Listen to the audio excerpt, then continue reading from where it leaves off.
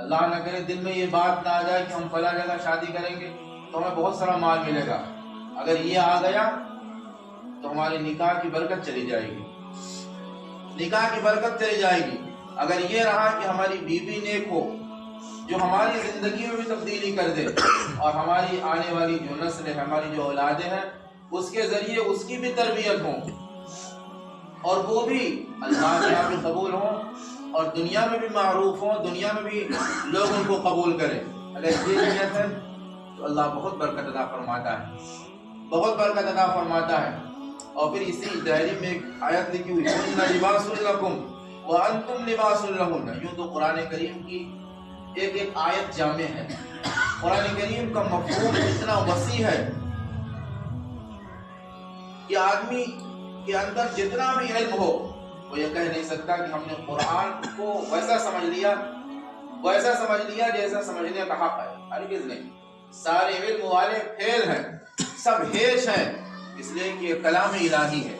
یہ اس مالک کا کلام ہے جس سے بڑا اس دنیا میں نہ کوئی کلام نازل ہوا ہے نہ نازل ہوگا۔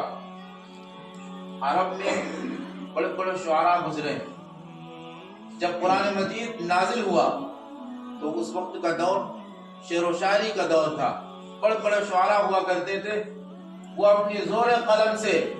ایسے اشعار لکھتے تھے کہ لوگ عش عش کرتے تھے۔ اور اس زمانے میں یہ ماحول تھا کہ اس زمانے کا جو سب سے بڑا شاعر ہوگا اس کا کلام خانہ کعبہ پر لکھ کے آویزہ کر دیا جائے گا، ٹانگ دیا جائے گا، پوری دنیا سے لوگ حج کرنے آئیں گے، اس کو دیکھیں گے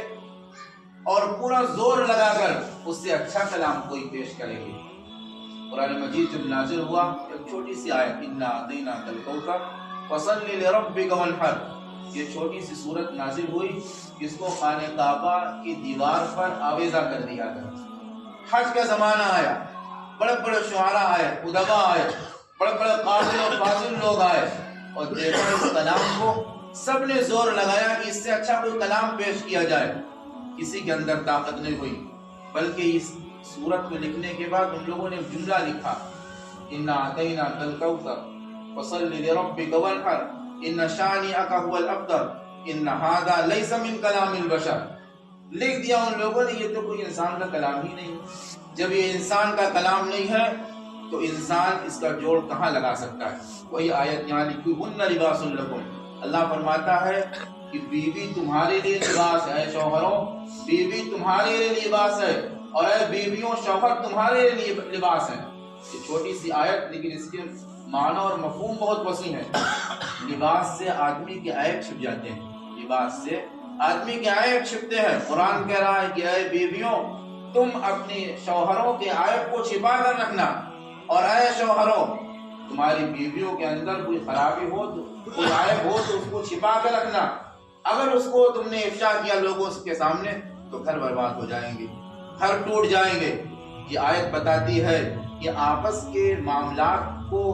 گھر کے اندر سے باہر نہ جانے دیجیے بلکہ گھر میں حل کر لیجیے۔ تو اللہ فرماتا ہے بیوی تمہارے لیے لباس ہے اور تم بیوی کے لیے لباس ہو۔ بیوی کے اندر کوئی عیب ہے تو تم اس کو چھپانے کی کوشش کرو،